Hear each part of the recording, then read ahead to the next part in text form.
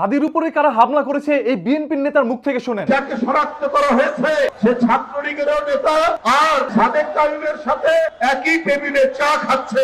এখন এর বিচার কে করবে? যে হত্যাকারীকে শনাক্ত করা হয়েছে জামাত শিবিরের লোক। উনি কিন্তু ঠিকই বলেছে, যেই লোকটি হামলা করেছে উনি কিন্তু সাদিক কায়েমের সাথে বসে একসাথে চাও খাচ্ছে। এতে করে বোঝা যায় সাদিক কায়েম শিবির করে আর সেই শিবিরের কর্মীরা এই ধরনের কাজগুলো করছে, তারা এর সাথে জড়িত। সেম একই ভাবে আবার কিন্তু এই মির্জা আব্বাসের সাথে বসেও চা খাচ্ছে বিএনপির আরো অনেক নেতাদের সাথে। এখন আমি বুঝলাম না এই লোকটা সবার সাথে একই প্লেসে বসে কিভাবে চা খায়, তারা সবাই কি একত্রে ছিল? আমি বুঝলাম না। ডিজিটাল যুগ ভাই, এআই প্রযুক্তি এখন কতটা উন্নত সবাই জানে। কিন্তু ওই মুহূর্তে আমার নির্দেশনা পেত তাহলে তোমাদেরকে তুলনা করতে আমাদের ছেলে দেওয়া। যেহেতু ফেসবুকের পোস্টকে কেন্দ্র করে তারা সবকিছু বুঝে যাচ্ছে, সেহেতু এই আর্টিফিশিয়াল ইন্টেলিজেন্স দ্বারা যে ছবিটি বানানো হয়েছে সেটা তারা বুঝতে পারে না। আফসোস। এই ভিডিওটি এখনই শেয়ার করে দেন যাতে করে প্রত্যেকটা মানুষ জানতে পারে যে জামাত শিবির এই কাজের সাথে যুক্ত না। সর্বোচ্চ শেয়ার